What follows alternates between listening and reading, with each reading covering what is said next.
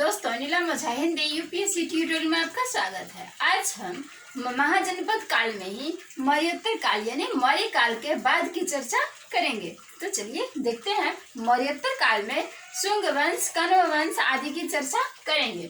शुंग वंश की स्थापना तो हम लोग सभी जानते हैं कि किसने की थी? पुष्यमित्र शुंग ने की थी। किसको मार के की थी? अंतिम राजा बृहद्रथ को, है ना।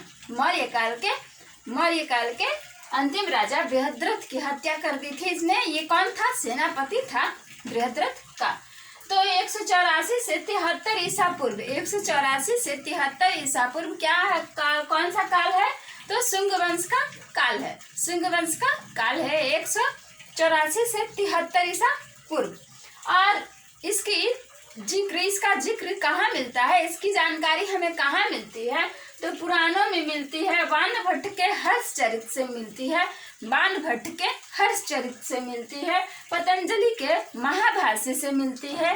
कालिदास के मालविकाग्नि मित्र से मिलती है। कालिदास के मालविकाग्नि मित्र, हाँ वही माल कालिदास के मालविकाग्नि मित्र से मिलती है। बौद्ध ग्रंथ में दिव्यावदान से मिलती है। और धनदेव के अभिलेखों से भी शुंग वंश की जानकारी हमें प्राप्त होती है। पुष्यमित्र शुंग संस्थापक था, जिसका काल इन लोगों का ज्यादा जिक्र नहीं मिला है, बस थोड़ा थोड़ा जो मिला है वही देख लीजिए। 185 से पुष्यमित्र शुंग जो संस्थापक था, 185 से 149 ईसा पूर्व, 149 ईसा पूर्व माना गया है। गार्गी संहिता में डेमेट्रियस से पहला युद्ध इसने किया है। गार्गी संहिता में ये चर्चा की गई है कि किससे इसका पहला युद्ध हुआ था? डेमेट्रियस से पहला युद्ध हुआ। और दूसरा युद्ध किससे हुआ? तो यवनों से। और यह कहाँ वर्णित है? इसकी चर्चा कहाँ है? तो कालिदास के मालविकाग्नि मित्र में। किस मित्र में? मालविकाग्नि मित्र में चर्चा है कि इसकी दूसरी लड़ाई यवनों के साथ हुई थी। किसके? पुष्यमित्र शुंग के। ठीक है। स्मिथ ने कहा है कि कलिंग नरेश कलिंग नरेश खारवेल ने 2 बार आक्रमण किया और दोनों बार पुष्यमित्र शुंग को पराजित किया, पुष्यमित्र शुंग को हराया। बट अभिलेखों में, हांथी गुफा अभिलेख में यह जिक्र नहीं मिलता है। हांथी गुफा अभिलेख में बृहस्पति मित्र या विष्पति मित्र कुछ नाम है ना, ऐसा ही विष्पति मित्र बृहस्पति मित्र को पराजित किया है। और बुद्ध की कांसे की स्टेचू मूर्ति वापस ले गया है। चोरी करके समझिए या डाका डाल के तो ले गया है वापस। अयोध्या शिलालेख में वर्णित है कि उसने 2 बार अश्वमेध यज्ञ किया था। यह जानकारी हमें कहाँ मिलती है? अयोध्या शिलालेख में, कि उसने 2 बार अश्वमेध यज्ञ किया था। और व्याकरणाचार्य, हाँ आप लोग लिख लेना, व्याकरणाचार्य पाणिनि और योगाचार्य पतंजलि इसके दरबार में रहते थे। पुष्यमित्र शुंग के, हाँ ये दोनों एकदम मेन याद रखिएगा। व्याकरणाचार्य पाणिनि, वो आचार्य छोड़ भी दीजिए, तो पाणिनि याद रखिएगा। और पतंजलि दोनों पुष्यमित्र शुंग के दरबार में रहते थे, दरबारी थे। हाँ वो उधर चंद्रगुप्त, बाद में उनकी चर्चा करेंगे, गुप्त वंश के। पुष्यमित्र के उत्तराधिकारियों की चर्चा करें तो पुष्यमित्र शुंग का पुत्र अग्निमित्र शुंग था। इसके बाद यही गद्दी पर बैठा। इसके बाद पुष्यमित्र शुंग के बाद अग्निमित्र ही गद्दी पर बैठा। पहले यह विदिशा का उपराजा था, उसके बाद यह शासक बना। चौथा शासक वसुमित्र था, शुंग वंश का चौथा शासक। हाँ ज्यादा जिक्र नहीं है, तो चौथा शासक वसुमित्र था। इसी के काल में यवनों को पराजित किया गया था। नौवां भागवत था। भागवत या भागभद्र कहें, यह 9वां राजा था। इसी के काल में यवन राजा हेलियोडोरस, यवन आगंतुक है ना, यात्री जो कहें, हेलियोडोरस ने भागवत धर्म अपना लिया था और विदिशा में क्या की थी? भागवत धर्म की प्रसार किया था। शुंग वंश की चर्चा करें तो इनका काल 112 वर्ष तक रहा। 112 वर्ष तक शासन करने के पश्चात इनका शासन समाप्त हो गया या काल समाप्त हो गया। उसके बाद आता है कण्व वंश। कण्व वंश का काल 75 से 30 ईसा पूर्व माना जाता है। 75 से 30 ईसा पूर्व माना जाता है। जो अंतिम शुंग शासक देवभूति, अंतिम शुंग शासक कहा जाता है कि जब वो गद्दी पर बैठा तो नाबालिग था, देवभूति। देवभूति को मार करके, मतलब दासी से मरवा करके, खुद नहीं मारा, अंगरक्षिका कहे, दासी कहे, अंगरक्षिका नहीं, दासी से मरवा करके वासुदेव ने कण्व वंश की स्थापना की। वासुदेव ने किसकी स्थापना की? कण्व वंश की स्थापना की। पुराणों के अनुसार कण्व वंश का 45 वर्षों तक शासन रहा। कण्व वंश के राजाओं ने कुल मिलाकर के 45 वर्ष तक शासन किया। वासुदेव 9 वर्ष,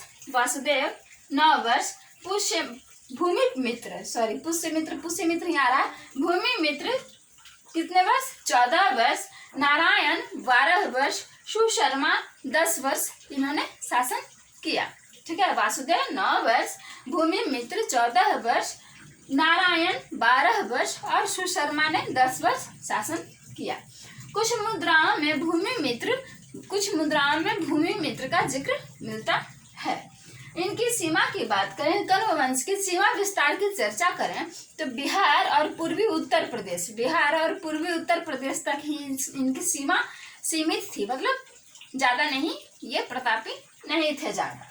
उसके बाद सातवाहन वंश आता है। सातवाहन वंश या आंध्र वंश, जिसकी स्थापना सिमुक या सिंधुक जो भी कहें, इसकी स्थापना की थी सातवाहन यानी आंध्र वंश की। उसके बाद सातकर्णी प्रथम आता है। सातकर्णी प्रथम ने दक्षिणाधिपति, कौन सा अधिपति? दक्षिणाधिपति, और अप्रतिहत चक्र, कौन सा चक्र? अप्रतिहत चक्र की उपाधि धारण की। आदि उपाधियां धारण की किसने? सातकर्णी प्रथम ने कौन कौन सी उपाधियां धारण की? तो दक्षिणाधिपति और अप्रतिहत चक्र। विदर्भ को शुंग शासक से इसी ने छीना। किसने? सातकर्णी प्रथम ने विदर्भ को शुंग शासक से छीना। हाँ, लड़ाई के बाद विजय हुई तभी ना छीना। गौतमीपुत्र, उसके बाद गौतमीपुत्र आएगा 23वां शायद माना जाता है यह राजा गौतमीपुत्र। इसके पहले 9 राजा थे जिसमें हाल प्रसिद्ध था। हाल जिसकी पुस्तक क्या नाम है? उसकी पुस्तक का सप्तशती है ना, गाथा सप्तशती। हाल की रचना है गाथा सप्तशती। उसमें 9 राजा हुए, किसके पहले? गौतमीपुत्र सातकर्णी के पहले। तो गुणाढ़ यानी जो बृहत कथा लिखे हैं, बृहत कथा के रचनाकार गुणाढ़ और कातंत्र, कौन सा तंत्र? कातंत्र। पूछेंगे ना का है क्या है? कातंत्र के लेखक शर्ववर्मन हाल के ही दरबार में रहते थे। हाल राजा के ही दरबार में रहते थे, जो किस वंश का था? कण्व वंश का था। ठीक है, उसके बाद गौतमीपुत्र सातकर्णी की चर्चा आती है। गौतमीपुत्र सातकर्णी का 106 से 130 ईस्वी तक जिक्र है, यानी शासन का जिक्र है। पुराणों के अनुसार यह 23वां, मैंने कहा ना 23वां, पुराणों के अनुसार यह 23वां राजा था, 23वां राजा था। इनके पिता का नाम शिव स्वाति था। नर स्त्री दोनों का नाम है ना, शिव स्वाति पिता का नाम था। माता का नाम था गौतमी वलश्री। इन्हीं के नाम पर इनके पुत्र का नाम गौतमीपुत्र पड़ा, तो उसी ये हिसाब से है गौतमी वलश्री। शक शासक नहपान को इसने पराजित किया। किसने? गौतमीपुत्र सातकर्णी ने नहपान शासक को पराजित किया। शक शासक था ये नहपान। उसके बाद इसने राजाधिराज महाराज स्वामी वरवरन वधुवरन होना चाहिए था ना, वरवरन क्या राजाधिराज महाराज नहीं, अभी उसमें नहीं जाना है, वो विक्रमादित्य की उपाधि चंद्रगुप्त द्वितीय ने ली थी। राजाधिराज, महाराज, स्वामी, वर, वरण, विक्रम, चारु और विक्रम आदि उपाधियां धारण की। किसने? कर्म वंश के गौतमी पुत्र सातकर्णी वासिष्ठी पुत्र पुलुमावी की चर्चा करें। वासिष्ठी पुत्र पुलुमावी की चर्चा करें तो यह एकमात्र राजा था जिसका उल्लेख अमरावती अभिलेख में मिला है, जिसका वर्णन अमरावती अभिलेख में मिला है। अमरावती अभिलेख आदि का संवर्धन भी किया गया था इन्हीं के काल में। दक्षिणापथेश्वर की उपाधि इसने ली है। किसने? पुलुमावी ने। वासिष्ठी पुत्र पुलुमावी ने दक्षिणापथेश्वर की हाँ ले लो तुम लोग भी। उत्तरापथेश्वर, दक्षिणापथेश्वर तो याद होगा, कोई लड़की का नाम रहने से फट से याद होता है। ये क्यों याद होगा, है ना? क्या नाम है इसकी गर्लफ्रेंड का? अरे नहीं जाएगा। दक्षिणापथेश्वर सिक्कों पर 2 पतवारों वाले जहाज का चित्रण मिला है। सिक्कों पर, पुलुमावी के सिक्कों पर 2 पतवारों वाले जहाज का चित्रण मिला है। हाँ लेके जाना जहाज में। यज्ञ श्री सातकर्णी की चर्चा करें। यज्ञ श्री सातकर्णी की चर्चा करें तो इसका काल दिया हुआ है। हाँ जिसका दिया हुआ है उसका नोट डाउन कर लो, आगे मैं दे दूंगी। 173 से 203 ईस्वी में है। ये ईसा पूर्व चला गया, अब ईस्वी है, ठीक है। तो 173 से 203 ईस्वी है। सिक्कों पर, इसके सिक्कों पर यानी पुलुमावी के सिक्कों पर 2 पतवार वाले जहाज का और इनके सिक्कों पर नाव का चित्रण मिलता है। इनके सिक्कों पर नाव का चित्रण मिलता है।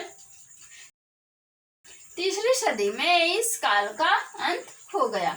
राजकीय भाषा की बात करें तो इनकी राजकीय भाषा प्राकृत थी राजकीय भाषा, ठीक है।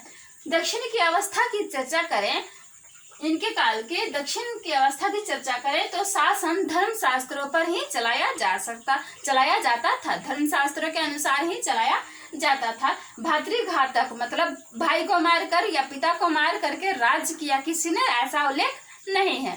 बाकी सब में तो है ना। मुगलों में तो बहुत सारा है, बाप को मार दिया और गद्दी ले लिए। क्यों हंसते हैं? मतलब आजकल के CLW जॉब की चर्चा करें तो है ना कि पापा का डेथ हो जाएगा तो बेटे को मिल जाएगा। किनको मिला है? नहीं मिला अभी तक। हाँ तो पापा के डेथ के बाद बेटों को मिल जाएगा। तो वैसे ही पहले ये CLW था, बाप को मार दो भाई को मार दो तो हमें मिल जाएगी। तो इसमें ऐसा जिक्र नहीं मिलता है। भातृघातक युद्ध नहीं दिखा है या वैसा चर्चा नहीं है। राजा ही सेनापति होता था या सेना का प्रमुख होता था। राजकुमारों को कुमार कहा जाता था। ज्येष्ठ पुत्र को राजा नहीं बनाया जाता था, युवराज नहीं बनाया जाता था और उन्हें अधिकार नहीं था राजकाज में हस्तक्षेप करने का। साम्राज्य 4 भागों में विभाजित था। जनपदों, आहारों, अच्छा 3 में, वो समाज 4 में था। साम्राज्य और साम्राज्य 3 जनपदों, आहारों और गांवों में विभक्त था। जनपद, आहार और गांव ये 3 में विभक्त था। क्या? साम्राज्य। समाज आ गया। समाज 4 भागों में विभक्त था। प्रथम वर्ग में महारथी, महाभोज और महासेनापति आते थे। महारथी, महाभोज और महासेनापति आते थे। किसमें? पहले में। दूसरे वर्ग में कर्मचारी और गैर कर्मचारी। कर्मचारी जैसे हो गए महामात्य, अमात्य इत्यादि। महामात्य और अमात्य इत्यादि हो गए पहले, ठीक है। माने कर्मचारी वर्ग में। दूसरे, ये तो है दूसरा, तो कर्मचारी वर्ग में ये दोनों आ गए और गैर कर्मचारी में ये व्यापारी आदि आ गए, ठीक है। तो दूसरे में कर्मचारी और गैर कर्मचारी। तीसरे में लेखक, वैद्य। वो लेखक नहीं, ये लेखक कर्मचारी, ये लेखक कार्य करने वाला। वैद्य, हल्की, सुनार और गंधिक। गंधारा दवाई नहीं खाएंगे, औषधियों बेचने वाले को गंधिक कहते थे। औषधियां बेचने वाला यानी गंधिक किसमें आता था? तीसरे में लेखक, वैद्य, हल्की, सुनार और गंधिक। चौथे में क्या आते थे? वार्धकी यानी बढ़ाई, वार्धकी, मालाकार यानी माली, मालाकार लोहवाणिज जो लुहार, जैसे लुहार कह सकते हैं, और दशक यानी मछुआरा, दशकों तक मारेंगे मछली तो दशक यानी मछुआरा। ये चौथे वर्ग में आते थे।